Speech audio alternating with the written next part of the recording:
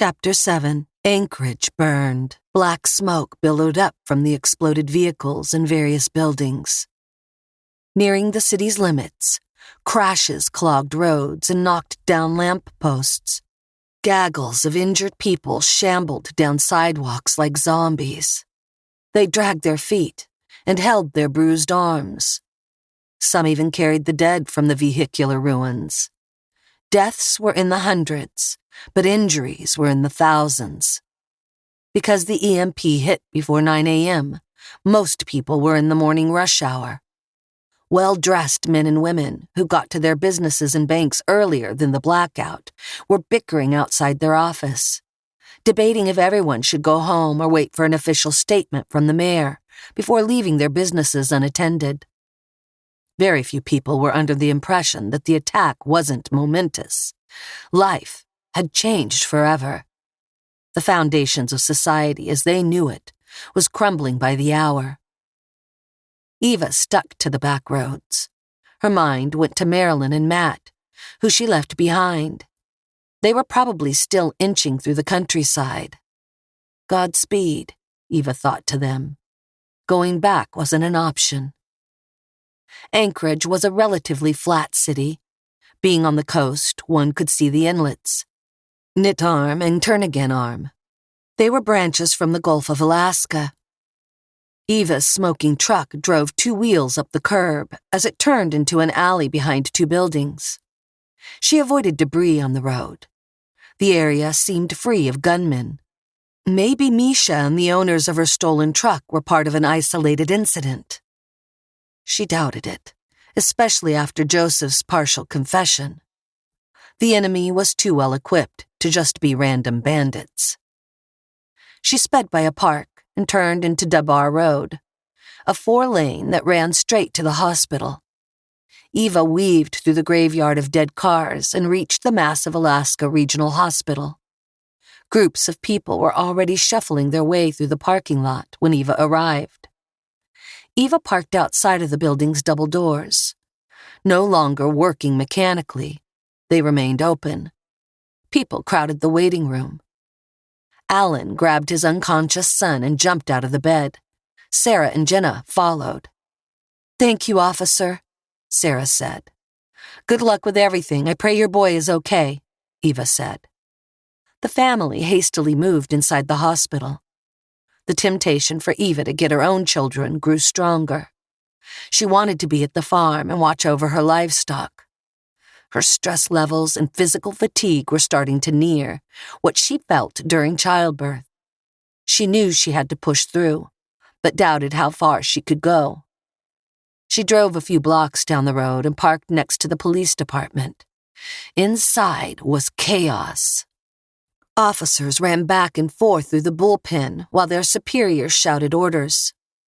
Tech team volunteers dug through large bins of electronics and dismantled radios. They observed various parts, seeing what could be salvaged or repaired. "Bekhor!" Major Madison shouted across the room. The brutish man waved his meaty arm at Eva. She swiftly weaved through the chaotic room and followed her superior into the briefing room. 24 patrol officers sat in chairs and complained. "Major," Eva acknowledged him. "Where's Sergeant Grassley and Colonel Sims?" "MIA," Madison replied. "Patrol officers are reporting to me until one of them arrives." He pulled out a seat for Eva. "Major, if I may, there's something I need to share with you," Eva said. The major yelled at an officer getting up. Sit down! Sit down!" "Restroom, Major," the officer replied and returned to his seat. "After the briefing," Madison said. "You too, Bekhor." Eva sat in a chair. Madison peeked outside of the room one last time, grumbling to himself. He closed the door and power-walked to the front of the room. "Listen up, all of you. I'm only going to do this once, so I better not hear a peep. Got it? Good. The whole city has gone to hell, and our families and the families of our loved ones are relying on us to salvage the situation. Our first goal is to get people to go home. I don't want to see anyone on the streets. Threaten them with arrest if they do not comply. Looting will not be tolerated. They get one warning. and then you may exercise whatever is needed to remove them. Tear gas, riot gear, and weaponry will be provided to each of you. The National Guard and Army will be mobilizing at their bases and take the streets shortly, I assume. I'm doing my damnedest to get in contact with them. They are our partners in this, but let them do what they need to do and you do your job. You're cops. Your primary objectives have not changed. Protection of life, protection of property, and maintenance of order. Peace and order must be maintained through force if necessary. I don't have time for questions. Find your buddy, stick with them, we'll discuss your next step after. The officer next to Eva turned to her and opened his mouth to speak, but Eva was already out of her chair. Madison glared as she approached. I gave you an order, officer. I know, sir, but looters are the least of our worries. I ran into a squad of... Officer! Madison rudely interrupted. Get your partner and get suited up. I'm not going to repeat myself. The information bubbled up inside of Eva. She said, there are domestic terrorist cells on the ground. The room silenced.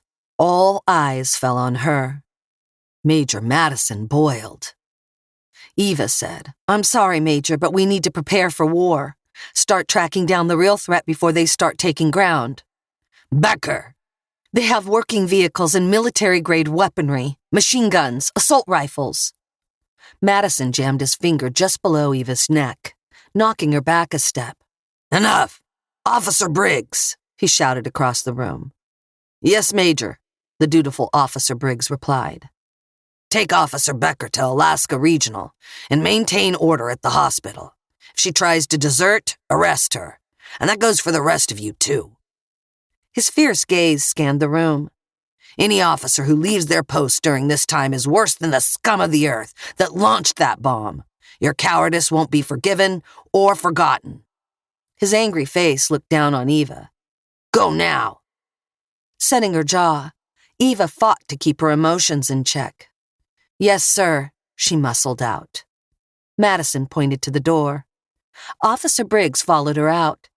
He was a short, muscular man who had a mustache and thick glasses. Having a Marine Corps background, he was as solid as they came. He was dutiful to a fault and would willingly go to hell if his superiors commanded him. That was usually a good quality. Usually. Eva wasn't a crybaby. She didn't huff and puff on her way through the bullpen. None of the officers around noticed. She'd been put down and forced out. She didn't make a huge scene for the sake of gaining sympathy.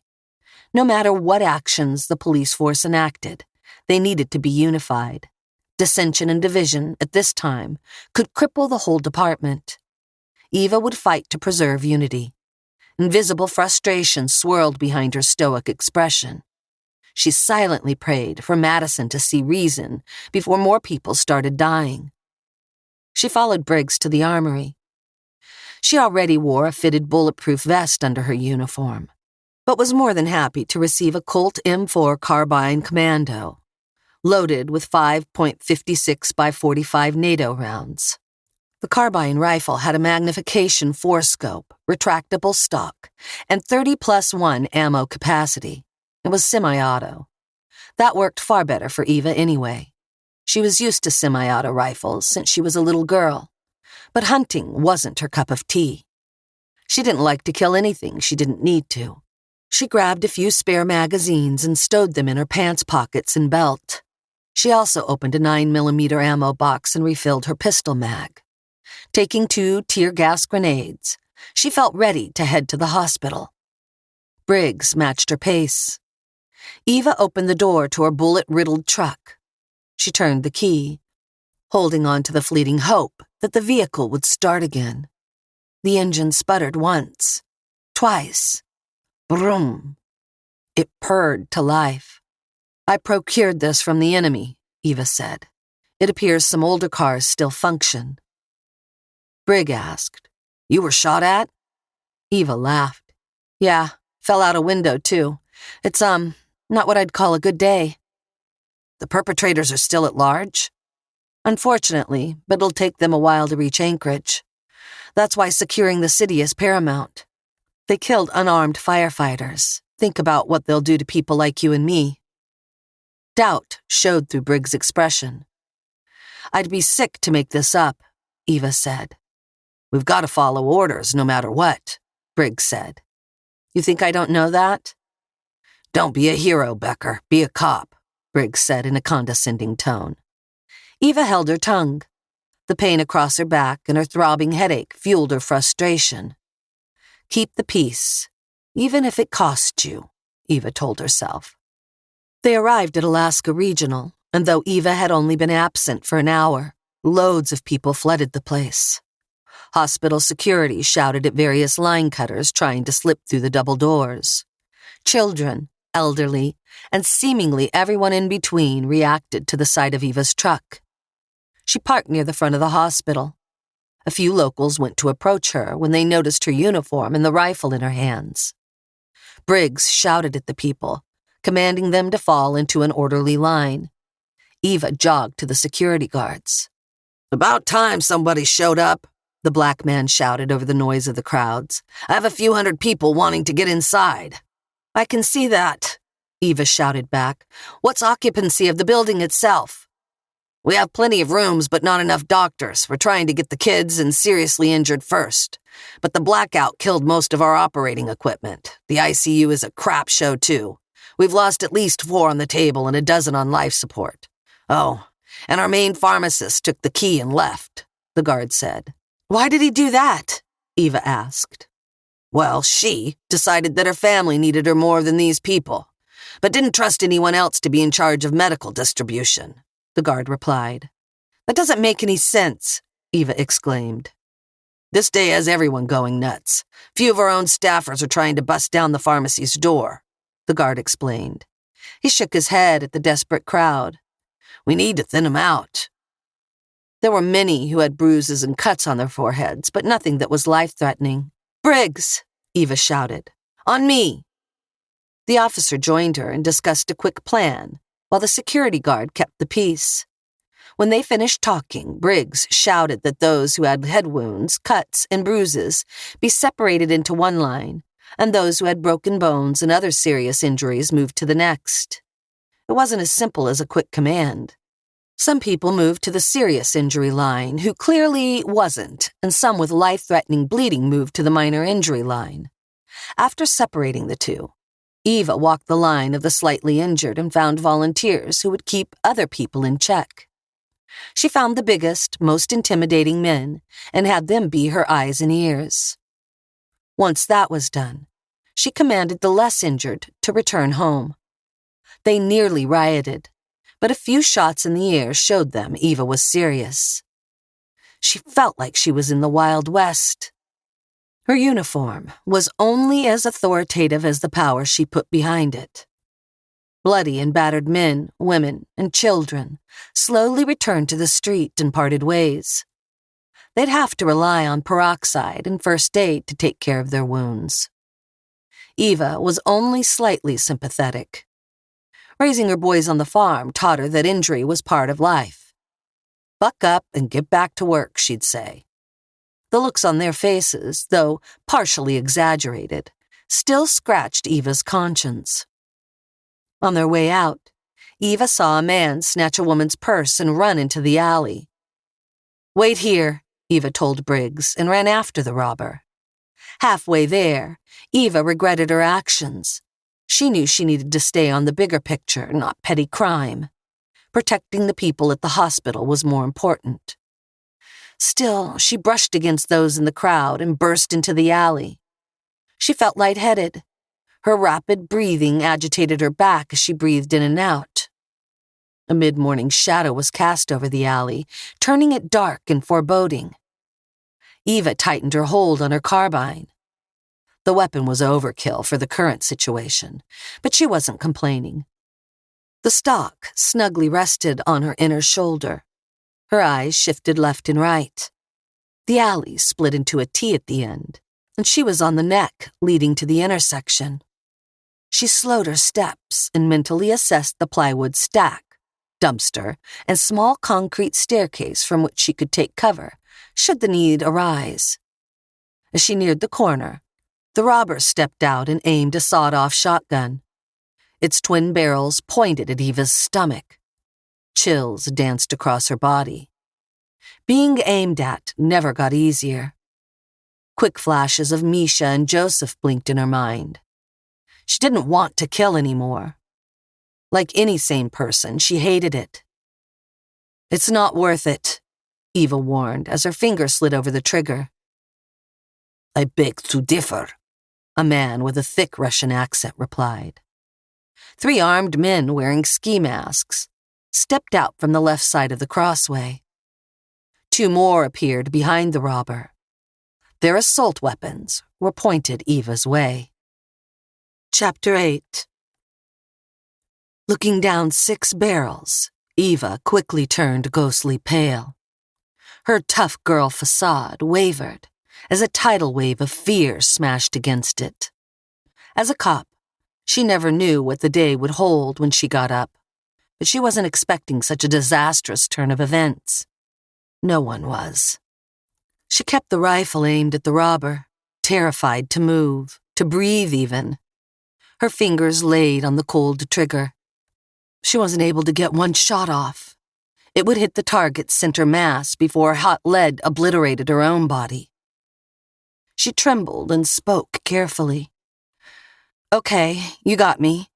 I put down the weapon, you let me walk." "We're not interested in your surrender," the Russian said. "You are on the wrong side of history, my friend." A shaky smile grew up Eva's lips. "Friend, I'm just a woman in uniform doing her job just like you.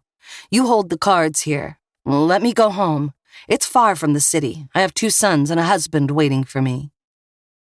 "Put down your weapon and get on your knees," the Russian said. "And you won't shoot me?" Eva asked.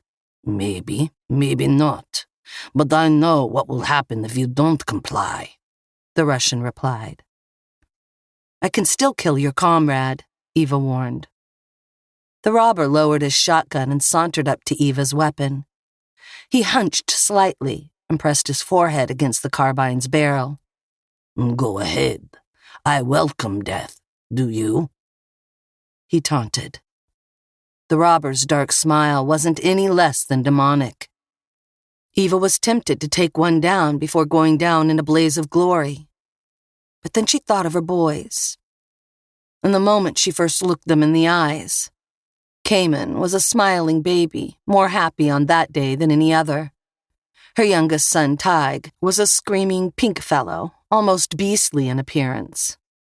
Both of their personalities took 180-degree turns during their teenage years. Despite Cayman's jealous anger and Tig's happy-go-lucky ignorance, Eva's heart burned passionately for them. They needed her. They needed her more than this city did. Eva removed her finger from the trigger. Silent, she handed over the weapon. The robber yanked the weapon from her hands. Hands raised, she dropped to the tough concrete, one knee at a time. The Russian approached her. He glanced over her head at the preoccupied crowd. He turned his cold eyes to Eva. "You are not much of a patriot." Though wanting to look away from her enemy, Eva made eye contact. "You have me. Take what you want and let me go home." The Russian asked, "What is the police department doing? Do they know about us?" "Yeah," Eva lied. "They're mobilizing alongside the National Guard and Army to stop you. You didn't think that you were able to pull this takeover off without getting noticed. You might have detonated your bomb, but you won't take this city." The gunman moved closer. The Russian aimed down his iron sight. "This city is already ours." "Bekhor!" Briggs shouted in the distance. Gunshots sounded. Eva dropped prone as bullets zipped over her head and hit the robber.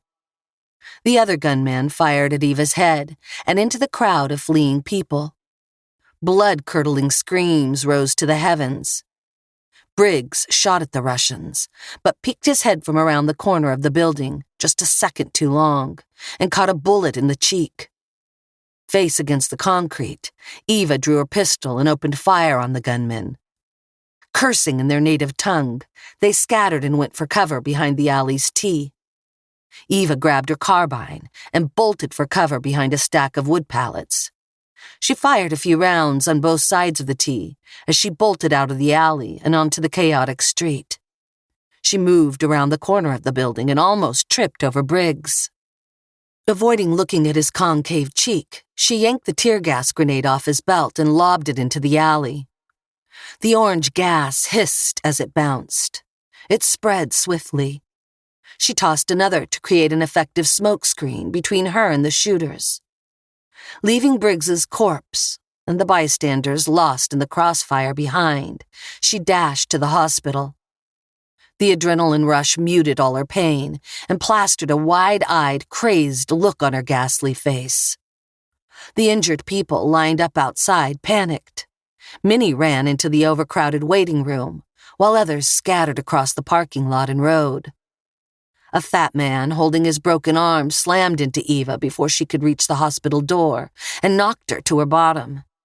Screaming and shouting, people ran all around her.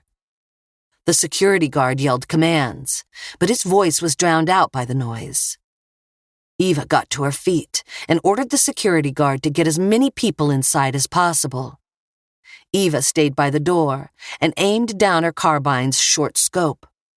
Through all the chaos, she couldn't see the gunmen.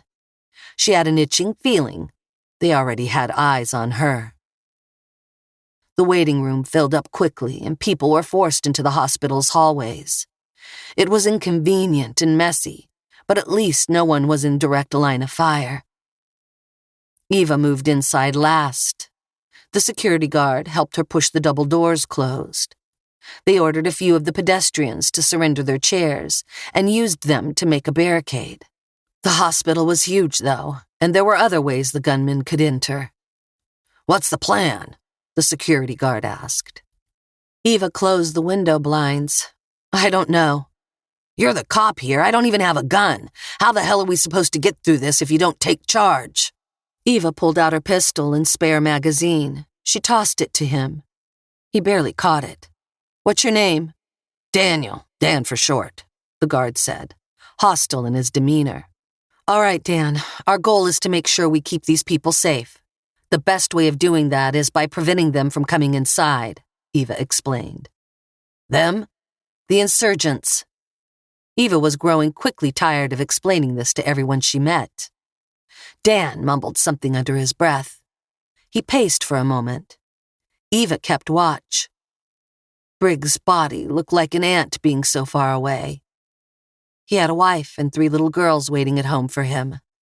Eva had met his brother and family, most of them army brats, during a cookout. They were good people, and one of their own had sacrificed himself for Eva. Her eyes glossed over. The emotional stress of the day gave her a nauseous, numbing feeling. She wished she could turn off her emotions like her husband. But her mind didn't work that way. One by one, the nurses carted the injured into the intensive care unit. The treated patients were directed to leave out of the other side of the hospital. Dan moved into hallways and locked off certain security doors. You could open the doors from one side, but not the other. Once the treated patients were sent away, there was no going back. They were on their own. Eva kept watch for what felt like hours. A little girl stared at her while her mom waited to be treated. The commotion in the waiting room had died down. The people sat in sobering silence. Dan stood next to Eva as she stood by the window, parted the blinds and scanned the parking lot. "Any sign of them?" Dan whispered. Eva shook her head. "Have you known your cop friend a while?" Dan asked. "Quite a few years. We weren't friends. Not enemies either." "You're like me. I tend to stick with my own too. I always believed that family was the building block of society. Gotta have that tribal connection. Know what I'm saying?" Dan remarked. "Anyone special waiting on you?" "I have a son-in-law," Dan said. "The kid is in 4th grade. His mother is a teacher. She treats him harsher than the rest of the kids in class. The boy hates it, but he'd hate it more if she showed him favoritism. Tonight, my woman and I are supposed to be on our date night." "Me too," Eva said. "Maybe God brought us together." I hope so, Eva replied. A plastic bag danced across the parking lot. It was spun, tossed, and turned by the wind eddies. Eva spotted movement on the other side of the streets. There, she pointed. The distant figures split up, moving from car to car. Eva couldn't make out their features. They moved tactically, taking cover behind cars and being careful to avoid Eva's line of sight. She glanced up the surrounding buildings. The glint of a sniper's scope reflected light. They've got reinforcements, Eva said. What do we do? Dan asked. You get the people out of this room, I'll hold them off, Eva replied. You can't take them all, Dan said. I'm not planning to, but I can keep them occupied while you escape. Dan rubbed his hand over his mouth. If you think it's best, why attack a hospital? I don't know. I think it's about destabilization. They take out police, firemen, and hospitals. The people don't have help but from themselves. A fractured army won't survive. Dan turned to the room. Okay, everyone. I need you all to remain calm and listen carefully. As Dan directed the bloody locals, Eva's eyes tracked her enemies. Her heart beat like a war drum. She inspected her weapon. There was no room for error now. The insurgents fanned out. Some went around the sides of the building and vanished from view. The rest cowered in the parking lot. Bam! Bam! Bam! Gunshots sounded from a distant street, killing 2 of the gunmen.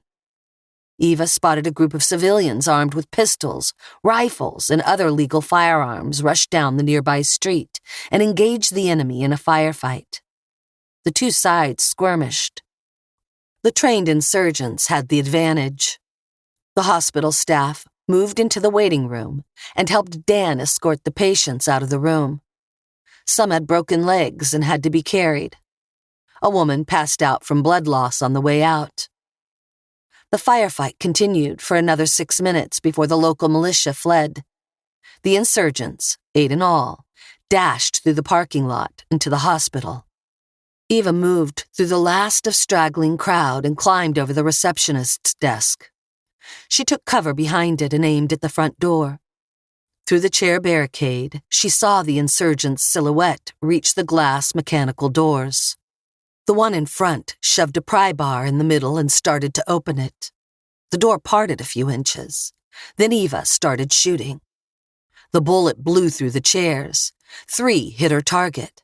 The 4th hit the hospital's bulletproof glass. The insurgents dragged their injured comrade away and shot at Eva. The glass absorbed most of their bullets. Eva ducked behind the desk. Stray bullets zipped overhead. She popped her head over and fired a few more shots, but the insurgents were fleeing to a different entrance. She would have routed them if not for the sniper across the street. She dropped to her belly and stayed hidden behind the desk.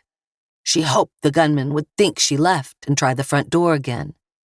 It was the only entry point that was unlocked from the outside.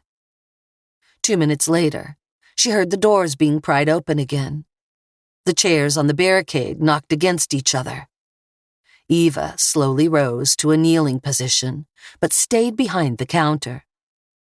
She heard one of the chairs fall. A man cursed in Russian. Counting back from 3 in her mind, Eva raised her carbine above the counter and blindly fired in the direction of the door. The enemy shot back, peppering the wall behind her. A body thumped on the floor. Another man laid down, suppressing fire as he kicked through the barricade. The instant he stopped shooting, Eva stood up, aimed, and shot 2 bullets into him. She scanned the room. There were only 2 gunmen, and both were dead. Eva changed her magazine. She hunched and moved to the busted barricade. A sniper bullet blew a hole in the floor next to her. She fell backward and scurried away. Fixing the barricade would be suicide. She retreated to the hallway. She leaned her back against the wall. Tears of sweat trickled down the side of her face. Her busted nose tingled. She breathed out of her mouth. Her eyes fixated on the blood droplets on the floor. Get out of this hospital, she told herself. Something metal bounced across the waiting room floor, followed by a hiss. Eva peered around the corner, and smoke filled the room. Eva retreated farther into the hallway. She dipped into a nearby closet and aimed at the way she came. Smoke drifted out of the waiting room and rolled into the hallway. Another smoke grenade hit the wall and bounced into the hallway. It quickly clouded the corridor. Eva waited a few seconds before shooting at the direction of it. She didn't hear anything. Suddenly, an onslaught of machine gun fire blasted her way. The moment the gunfire ceased, she sprinted through the corridor and slammed through the emergency double doors.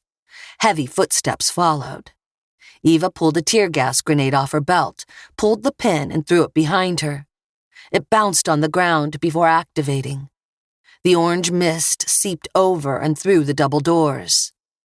That should buy some time. Empty rooms lined the halls. The patients must have been evacuated from this part of the hospital. The corridors were straight and devoid of cover.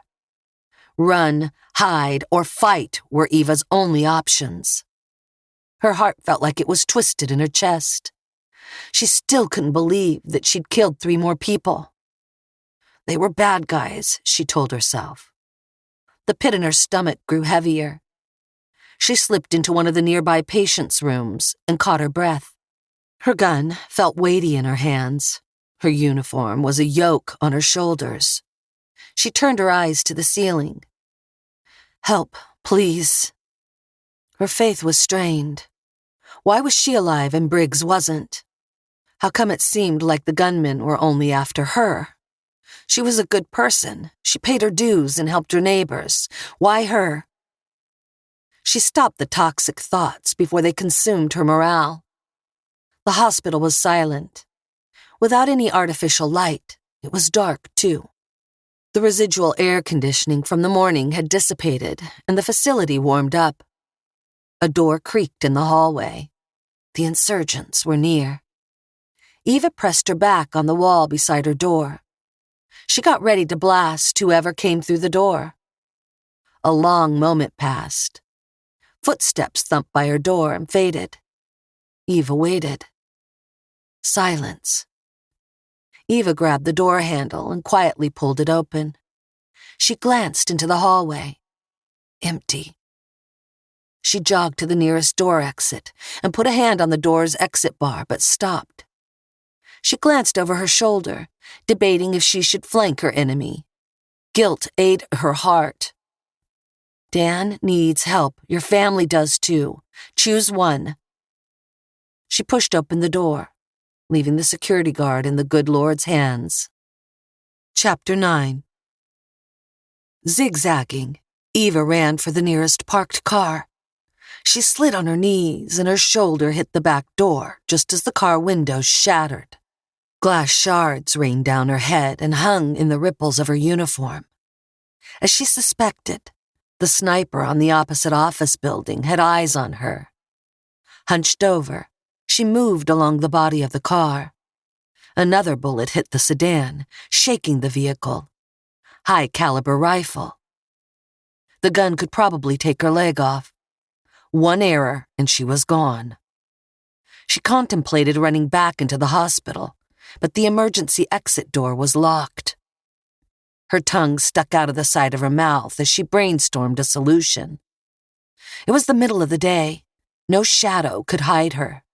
The nearest car in the parking lot was 40 feet away. She pulled out her only smoke grenade and lobbed it a few feet from her. When the cloud took shape, she ran through it into the other vehicle. The sniper's scope reflected the sunlight. Resting her gun arm on the car's trunk, she fired multiple rounds at the sniper. They all missed, but caused the sniper to draw back a few feet. Eva hid behind a truck, slammed against a light post. She took aim at the rooftop. The moment the sniper put out his head, Eva shot him. Having her gunshots betray her location, she ran down the street. 2 roads over, she saw a group of police officers and insurgents having a shootout on the street. The officers were gunned down before Eva could even get involved. The lone survivor surrendered his weapon. "You should have stayed home today," one of the Americanized insurgents said before shooting the cop 2 times. Eva slipped into a clothing outlet via a broken window. She hid behind a rack of clothes as the hit squad walked the streets. They mercilessly killed cops. Despite the little victories she'd had, her successes were not conducive to the rest of the city. When the killers had passed, she unbuttoned her uniform and stripped down to her bulletproof vest, shirt, and underwear. She left her belt on the floor and put on a large blouse to hide her vest and jogging pants. She even changed her boots out for running shoes. Traitor, an inward voice accused her. She wasn't Superwoman. She couldn't win this battle. She needed to save her family, her bloodline, the man and children she loved. She left her uniform crumpled on the ground, her carbine strap run diagonally across her torso. The gun rested on her back.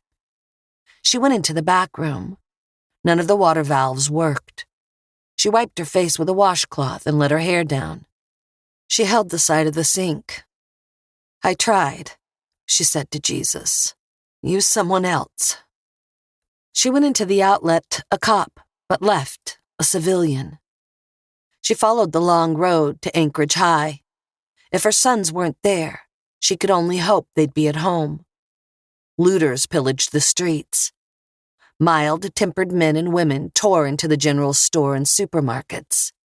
They viciously robbed the shelves and fought over items. In the places without insurgents, it was either utter chaos or complete stillness. Eva wanted to get her truck, but the risk was too high. Maybe she'd find another. She knew the streets and what places to avoid. Exhausted, she reached the road with a large high school. She noticed a group of distraught parents watching the school building from a block away. They were tense and conspiring how to get inside. Eva jogged up to them. They were defensive at the sight of her presence. One held a pistol at his side. "I have 2 boys in there," Eva explained. "What's going on?" "They have the kids hostage," a man said. The others nodded in agreement. "Why?" Eva asked. "We don't know, but getting close is a death wish. Some have already tried to sneak in. They didn't get far." "So they're holding them for ransom?" Eva asked. "What are their demands?" "They haven't made any," one woman said. Eva saw a few bodies scattering the schoolyard. She left the group and circled the school from the surrounding street. The doors were most likely sealed off, but the windows were still a viable option. She sensed she was being watched. A sniper was on the roof, but she didn't know where. Getting in solo wouldn't work. She needed a distraction. As she returned to the front side of the building, she saw the group of adults outside of the doors. A man with square glasses stood out on the roof. He casually rested an AK-47 against his shoulder and shouted at the crowd. "Your children are alive and well, but that can change quickly," the gunman said, having a thick Russian accent and an evil smirk on his face. "My brothers and sisters, have them at gunpoint. Any resistance, and we start shooting." The parents gasped and murmured. "Let them go, man," a father yelled. "They're 14! 14! I will release them individually, but you must follow my directions," the gunman explained. "Group together and gather all the canned food and water from the local stores and bring it here. When I say it's enough, you will give me the name of your child and I will release them. Simple, no?" "And if we refuse?" Eva shouted. "Their blood is on your hands," the gunman replied. A hysterical woman screamed. "How do we know you haven't? You haven't?" She broke down into tears before she could finish. "I guess you'll have to trust me," the gunman said. "You have until dark. Oh, one last thing. I suggest you avoid my comrades. Some are not as merciful as I am. Good luck. Your children are counting on you. He backed away from the roof's edge. A husband put on a hard face and turned to the crowd. If any of you try something stupid, I swear on my mother's grave I'll kill you. Let's do what they said and get going. He marched off, and a few followed him. Others glanced at each other, confused and uncertain. Eva said, "Do as he asks. I'm going to find a way to get inside." "We're not thieves," the woman said. "You're right, but standing here doing nothing won't help anyone. If you get weapons, you might be able to help me get the children out. I don't know how many targets are inside, but we can outnumber them." The people looked at her like she was crazy. "Lady," one man said to Eva, "no offense, but the power has only been out for a few hours. I'm not going to war. That's the Army's job. Fort Richardson and Elmendorf Air Force Base aren't but a few miles away. They'll come. We'll just have to wait." Eva's mouth formed a line. The people turned away from her and talked amongst each other. Without the uniform, she had no authority. She could say she was a cop, but her gun would be her only proof. It wouldn't earn her much respect, and she was too tired to change these people's minds. She backed away from the crowd and headed into the city. It didn't take her long to arrive at the police department. Bullet holes damaged the car out front. The front doors were blown open. Dead bodies of her fellow officers littered the street. They were hit hard and fast. By the looks of it, it may have only happened right after they sent her to the hospital. Empty bullet cases and cadavers were the only signs of the perpetrators. Eva stayed cautious nonetheless. Keeping her carbine stock against her inner shoulder, she walked through the hollowed grounds. Bodies of fallen allies painted the road dark maroon. Bullet holes punched through their foreheads. By the blood splatter, most appeared to have been shot in the cranium postpartum. Bile climbed Eva's throat. She couldn't escape the sickly feeling in her stomach. The police department was 362 officers strong. There were 21 bodies outside alone. 5 of them she'd known since she'd joined the force in her 20s. They were good people. Heroes now. Glass crunched beneath her shoes as Eva stepped through the blast hole. Burnt metal and glass shards were all that remained of doors she entered 5 days a week. By the damage across the front desk and wall behind it, the insurgents aimed to cause as much damage as possible. They wanted to put the fear of God into any onlooker, and it worked. Teeth chattering behind sealed lips, Eva walked through the devastating bullpen, horrified by the sight of her dead colleagues and friends. There were fewer bodies than she expected. The ones that got out might still be alive. Without means of communication, Eva didn't have any hope of rejoining them. She found Major Madison in his office. His back rested against the front of his desk. Multiple bullet holes dotted his body and obliterated the family photos that once stood on the desk. The killers had stripped him of his weapon and deliberately torn off his medals. Eva ground her teeth. Hate surged through her veins. Angry tears streamed down her cheeks. She wanted to shoot something as much as she wanted to go into a corner and cry. She froze for a moment, marinating in her wrath. She reminded herself she was a mother, not an executioner.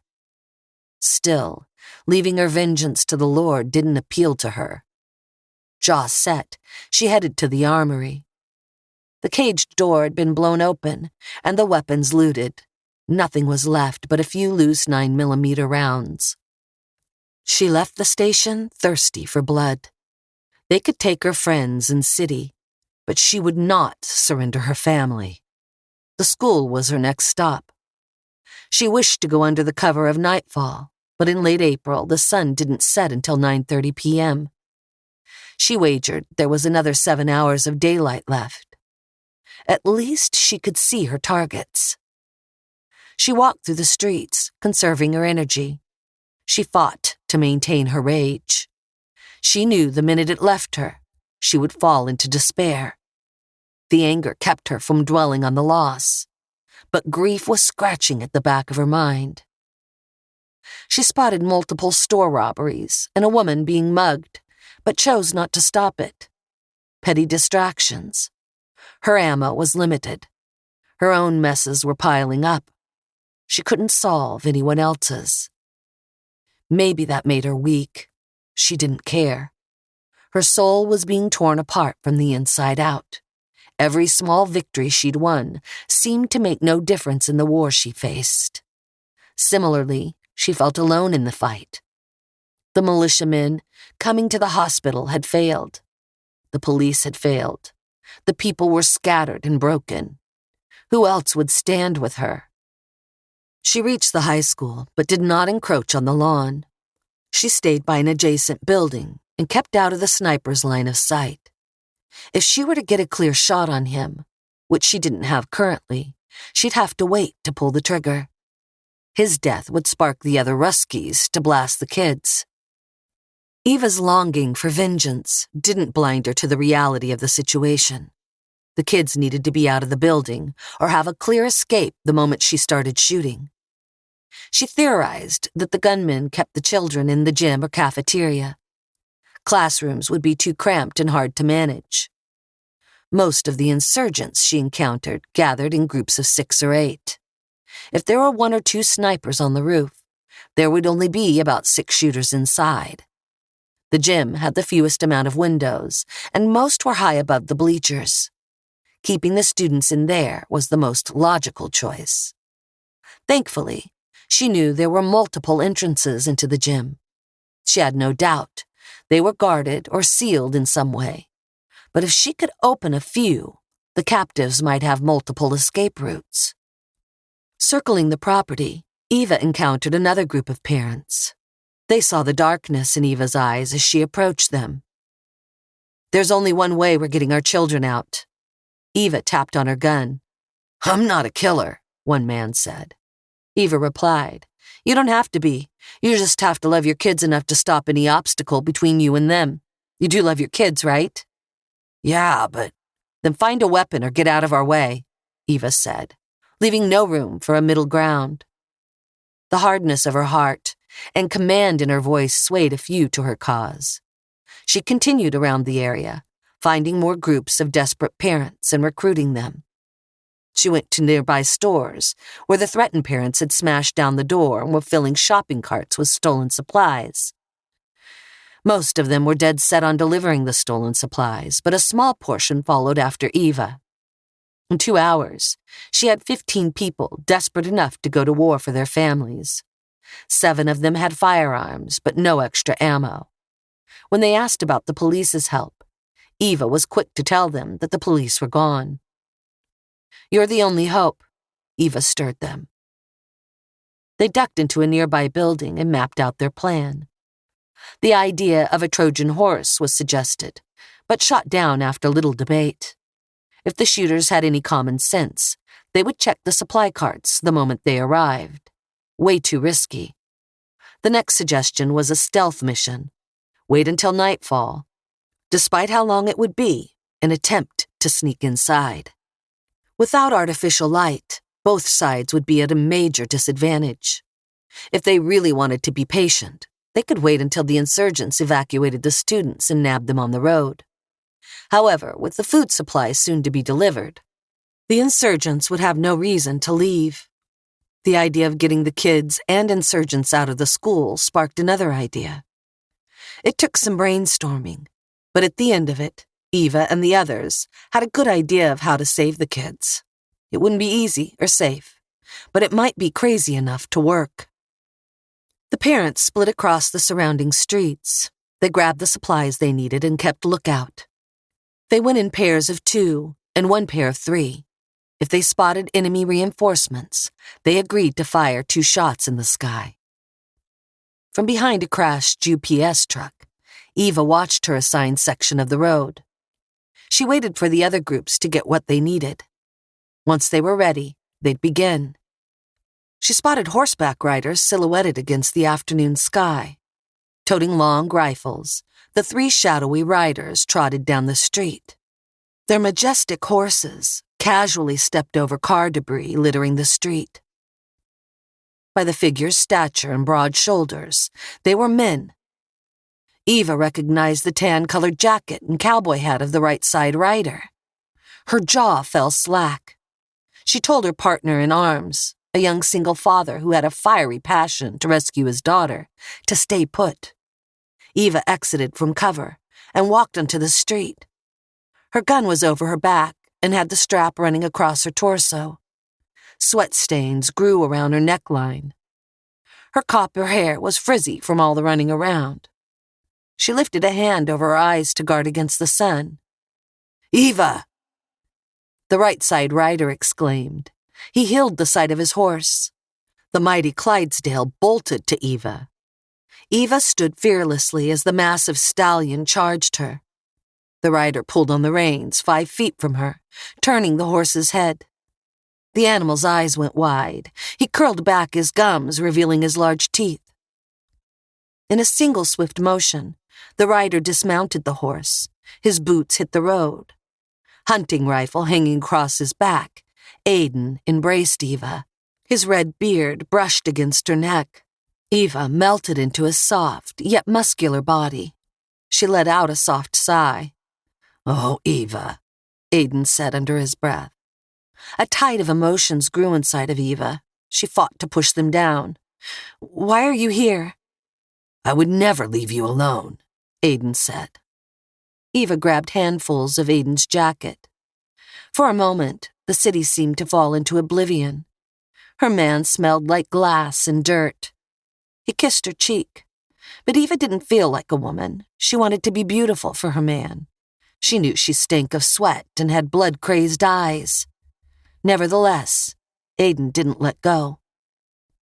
The sound of horse hooves rumbled like thunder as the 2 riders appeared at their side. Foreman Gabriel and the Bekhor patriarch, Henry, waited for the couple to finish their romantic moment before suggesting they get off the street. Chapter 10. Through his sniper scope, Anton Volkov followed the first set of gatherers to the school's front doors. 8 in total. The distraught parents each pushed their own shopping cart up the slight incline. Canned foods spilled over the top of one cart and bounced down the walkway. A man ran back and grabbed the can as his cart started rolling backward. He quickly caught it. "Idiots," Natasha said. "Look at them, desperate and stupid, giving up their only means of survival based on a weak promise." Anton sealed his opinion behind his pursed lips. "We did as you asked," a father shouted, wearing a silk shirt, slacks, and business shoes. He was middle-aged and rather chunky. His nice hair was ruffled, and misery painted his face grim. Prone, Anton kept an eye on the surrounding area. "Go get Nico. Tashi, too." "You're expecting trouble?" Natasha said seriously. "Mm-hmm," Anton replied. Natasha ran away from the edge of the building. Though calm and collected, Anton doubted that his 4 comrades and he were enough to hold back an assault. However, the hostage children were a great form of leverage. On a distant street, he spotted 3 horses. They came slow and quiet, their rifle-toting riders wanting to stay out of sight. Anton made a mental note to keep track of them. Nico and Tashi climbed onto the roof. Tashi was given oversight of the back of the school. Nico walked up to the edge of the building and looked down at the people. He looked over the food. "Good. You've held up your end of the bargain. I will do so for mine. But first, there is one more thing I require." The parents exchanged nervous glances. Nico said, "Your weapons." One father cursed him out. "That's not part of the deal." Nico said, "It is now. Put your firearms in the cart and then give me the name of your child." A woman placed her pistol on top of her canned food. "Darlene Hogan." Natasha opened up the door and pulled in the woman's cart. The door shut. A few moments later, she returned with a 16-year-old girl. The student was returned to her mother, and both were sent on their way. The parents that had firearms gave them up voluntarily and received their child. However, for those who had more than one kid at the school, only one child was released per supply load. They were forced to return to the city and grab more. Anton found the reunions to be touching. Once the first parents folded to the demands, the rest were putty in their hands. From a logical standpoint, the released students would add more stress to the parents. They were one more mouth they'd have to feed, and every cart of food they provided for Nico lessened the victim's chance of survival. Nico got the food and guns he wanted. Natasha stored the supplies in the school. Once the other infiltration squads finished their objectives, they'd come to the school and transport the stolen goods to various checkpoints throughout the city. Within a week's time, the locals would only be able to barter food from the Russians. The police, hospitals, and various food banks were quickly being dismantled. By the time reinforcements from the motherland arrived at the docks and airport, the locals would already be dependent on their new government. Alaska would quickly fall, and then Canada. Mainland United States was being infiltrated simultaneously, but Anton would have no part of it. His station was in Anchorage, and the war could last a long time. That's why the Russians needed to inflict as much damage as soon as possible. The EMP and Splinter squads were wholly unfair, but effective for victory. Keeping their secret attack plan from the enemy required decades of subterfuge. The changes in the Russian government after the Cold War put the plan on hiatus, but it never changed. Leaks were found and plugged quickly. Some were incorrectly plugged, but it was a sacrifice Anton's superiors were willing to make. Winning the war without nukes would be the biggest challenge. Hopefully, the EMP did enough damage to prevent that. Either way, Alaska wasn't in danger of it. They were too far away, and not big enough to destabilize the government. Washington, D.C., on the other hand, was a prime candidate for a dirty bomb. Moscow had a powerful dead man's switch if the United States tried to go down fighting. The death toll would be catastrophic. No matter how desperate the Americans got, they wouldn't want to be responsible for death of that scale. At this point in time, Anton believed in himself to be on the right side of history. He hoped to get there without getting his hands bloody. The next 2 hours went by quickly. Rumor had started to spread about the hostage negotiation deal, and as expected, 98% of people chose to submit to Nico's demands. One man tried to breach the school's emergency exit, but Tashi mercilessly gunned him down. Spotting a small local militia heading his way, Anton fired a few warning shots. They retreated. It would be a long day and a longer night. Black smoke billowed from the windows from an office building in the north. A moment later, more smoke came from a car garage in the south. Nico kept an eye on the crowd. Tashi moved inside and outside of school, relaying to Levi which prisoners to release. Those ours? Anton nodded at the flaming buildings. Nico replied, Don't know, don't care. Anton's intuition told him these fires weren't random. Hey, Tashi shouted from the other end of the roof. We have a group of people coming up from the back. Armed? Nico shouted back. No. Tell them to bring their supplies around to the front or we will take them. Nico shouted back. Fire warning shots if they complain. The rising smoke distracted Anton. Shouting commands, Tashi followed the new crowd around the eastern side of the building. Nico spewed threats at the people before him, reminding them of what evil he could do if they weren't obedient. Another load of gatherers pushed their carts to the front door. They were larger than before, capping out around 45. Anton tracked them through his scope. In the middle of the dense crowd, he saw a woman who was especially nervous. Her hands were hidden behind the people in front of her. by the slump of her shoulders. She carried something. A gun? Anton's trigger finger waited for the pull. He couldn't take any chances. One sign of weakness and revolt would launch. Fire! Nico shouted. Anton glanced at his comrade and saw the smoke rising up on the western side of the school building. Keep watch! Nico shouted at Anton and ran to the edge of the building. Anton trained his scope back on the advancing crowd, just as the nervous woman pulled her pistol. Without blinking, Anton pulled the trigger, hit the woman, and crumbled into the crowd. So much for keeping my hands clean. Screams erupted. Gunshots sounded in all 4 directions. Anton stayed calm, focusing on his side of the building. He fired a few shots to scatter the crowd, knowing they'd have to come back for their children. Gunfire erupted elsewhere.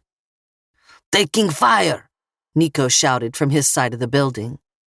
He dashed away from the roof's edge and crouched down behind the AC box. On her belly, Tashi shot at unknown assailants. We have snipers across the road. They are trying to breach, Nico yelled. Where? Tasha yelled between bursts of fire. Everywhere. They are the ones who threw a Molotov at the wall. Nico swapped his magazines. The fire rose higher on the western wall.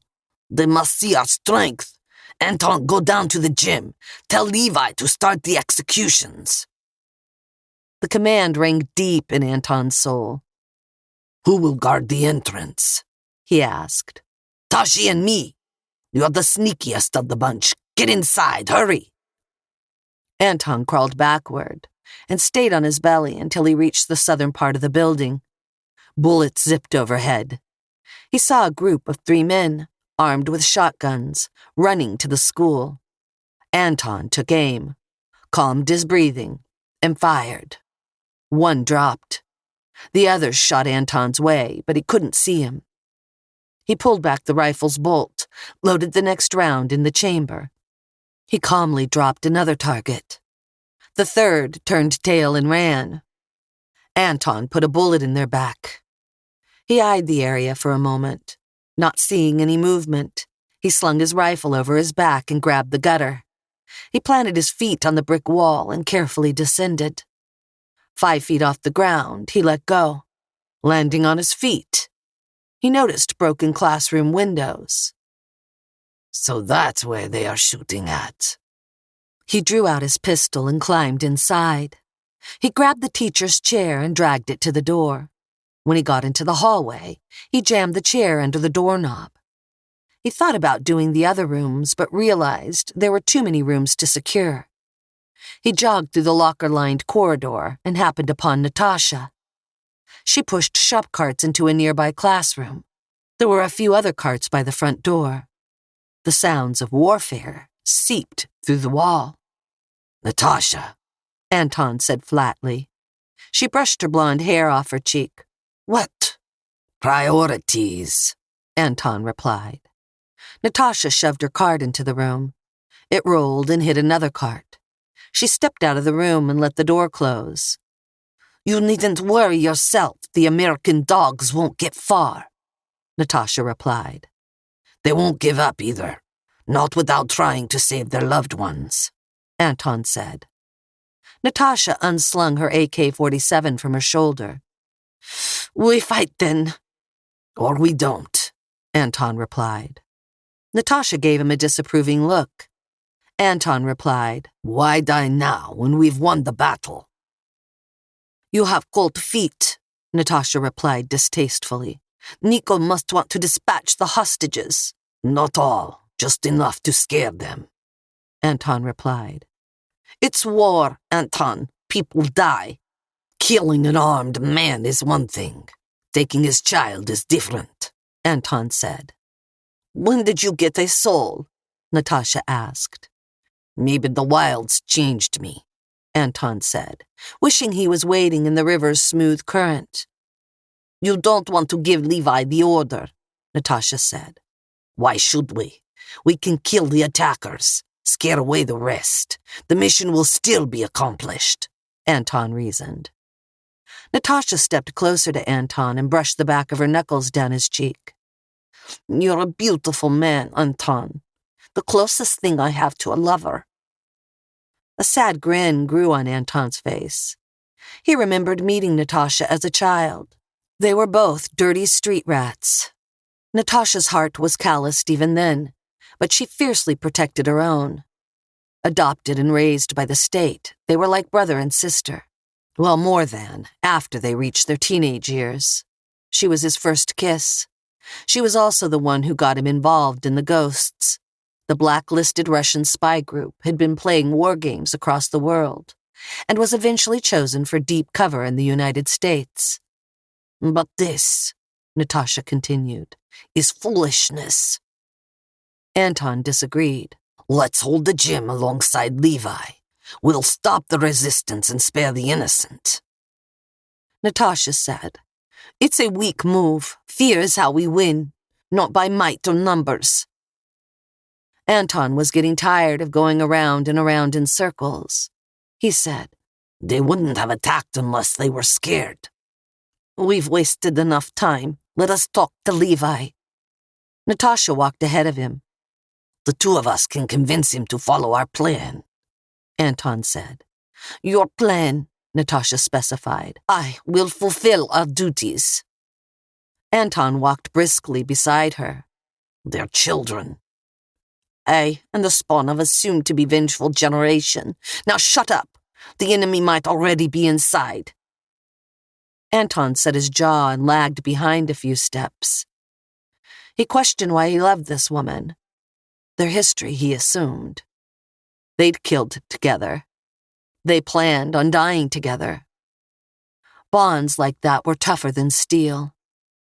Anton quickened his pace. Natasha turned the corner and caught a bullet in the neck.